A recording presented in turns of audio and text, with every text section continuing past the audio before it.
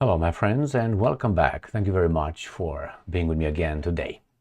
So, Viktor Orbán, the Prime Minister of Hungary, spoke with Vladimir Putin, the President of the Russian Federation, for about 1 hour about the Ukraine conflict. I wonder why. Well, I have here two articles, and I'm going to discuss what's in them. Another topic we have here is the Polish Prime Minister knows when the peace talks will start. I wonder how. Did they ask the Russians? I think not. Zelenskyy tells us, I think, another big lie, and that is Ukraine somehow came up with a new missile, a probably long-range missile that is capable of striking deep inside Russia. As I said before, I think they just say, hey, this is our domestically built missile. Actually, it's designed and probably comes under a different name from the West.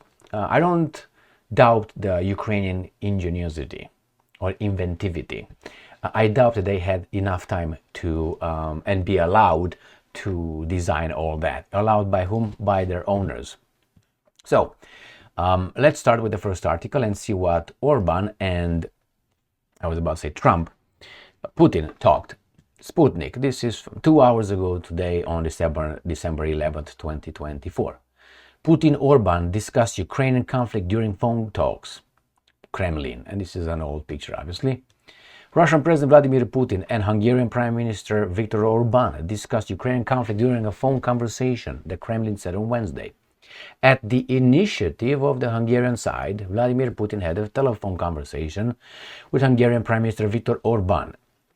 A thorough exchange of views on Ukrainian issues was held. Remember, Viktor Orbán spent some time in Mar-a-Lago lately with Donald Trump. The leaders also discussed trade and economic cooperation, in particular the promotion of mutual beneficial projects in energy sector, the statement added. They will have a nuclear reactor built by the Russians if Al Capone allows. And I'm quoting, Viktor Orbán expressed interest in promoting a joint search for ways to resolve the crisis politically and diplomatically, including taking into account his contacts with a number of Western leaders. Putin and Orbán also discussed the tense situation in the Middle East in the context of the recent developments in Syria, the Kremlin said. Orbán plays as a kingpin between Trump and Putin, I think, and some European leaders. And he is enough in order to go and talk with Putin or meet Putin or whatever. He had contact with the Russians more than I think any other leader from the Western world. So that tells me he is either one guy that is accepted as being a connector, or he's very ballsy.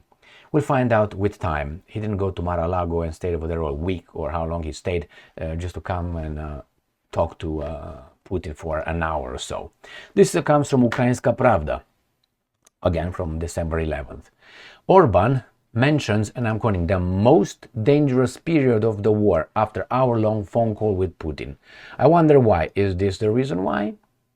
Zelenskyy, with double Y, says Ukraine is successfully testing new Ruta missile. First, Ukraine would not be allowed to test squat without the Americans' agreement and approval. They test, I don't think that's their missile, and if it's their missile, probably 99.9% from that missile, maybe not the, the resources, but like the human resources. I don't think those are Ukrainian made missiles like they designed. Do you think these guys want to provide Ukraine, allow Ukraine to test new missile? Why now? No, I think this is just an undercover BS in order to, when these guys are going to successfully hit deep inside Russia, to say, well, it was a domestically built Ukrainian missile. It was not NATO, so please don't hit us, hit them. So be careful, my friends. And here is what this big liar says. Ukraine is conducting successful tests of the new missile Ruta, and NATO allows them somehow. All right, Zelenskyy speech at the awarding ceremony of and I'm quoting, the Palyanitsia missile has entered serial production. The first combat applications of the Peklo missile drone have been successful. A few days ago, we delivered the first batch of our defense forces to our defense forces. Successful tests of the new Ruta missile are ongoing. The long-range Neptune will soon become a terrifying reality for the occupiers. This also applies to our drones. The reconnaissance drone, night bombers, Vampire and heavy shot, FPV drones, Colibri and Kamik, FPV aircraft darts, and our long-range capabilities, our long-range capabilities, drones such as Pop and other developments, all of these are Ukrainian made. You understand? That's what you need to know about it. All of this is already actively used, both at the front and in the enemy's rear. That means we are hitting with our Ukrainian made missiles enemy's rear in Russia. This is what gives Ukraine strength, what provides protection for us Ukrainians, and what I'm confident will bring us a just peace. Yeah, from the Middle East.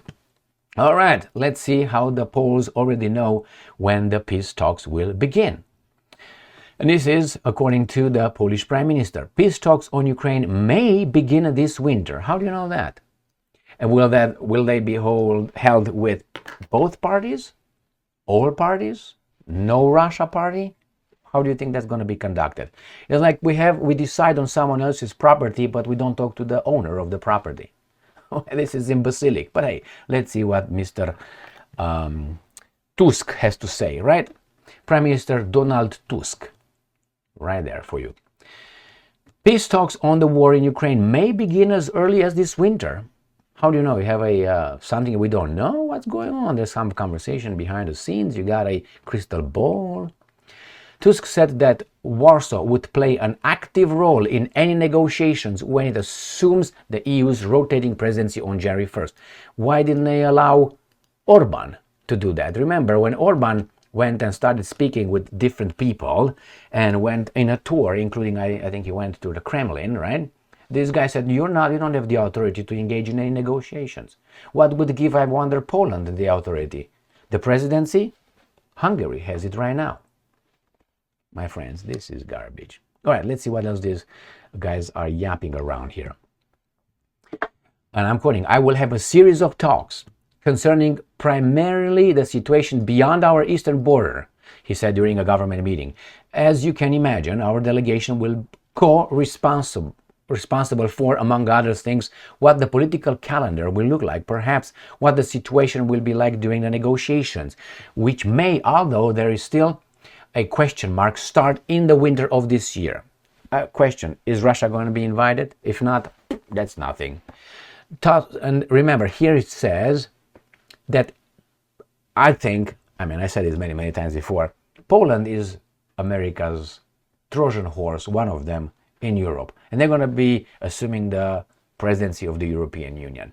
That's not very important, and it's important. I think they can be, look, if you want to see how important it is, look how these guys are blocking Orbán. Is that important? Not really. It depends how important it is allowed to be by the guys really in charge. Tusk confirmed that French President Emmanuel Macron will visit Warsaw on Thursday to discuss the outcomes of the recent talks in Paris with the previous president, US President Donald Trump, and Ukrainian President. I made a video a minute ago. I uploaded it. It's posted with these guys wanting to send peacekeeping troops to Ukraine. Again, not asking the Russians. Somehow they think the Russians will agree to that. Go and watch that video. So this is what the Polish Prime Minister said, that he remains in regular contact with Warsaw's Scandinavian and Baltic allies to send peacekeeping troops, and announced that UK Prime Minister Keir Starmer would also visit Warsaw in the early days of Poland's EU Council presidency. And I'm quoting, I really want Poland to be the country that will not only be present, but will set the tone for these discussions that are to bring us security and secure Polish interests. So it's everything about you.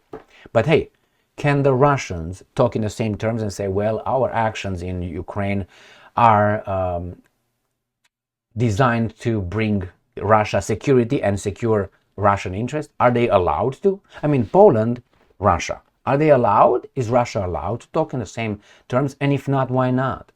This I'm talking about in 2021, not 2022, 2023. No, in 2021, the Russians came in front of the NATO guys and the United States of America and said, okay, this is what's going on here. We need security guarantees that you're not going to attack us. What was the answer? Off. And then, unprovoked, the Russians attacked because they are not allowed to have security or, anything, security concerns or to secure Russia's interest. According to whom? To the owners of this planet. Thank you very much for being with me again today. Stay strong, stay smart, look for the truth, and be just.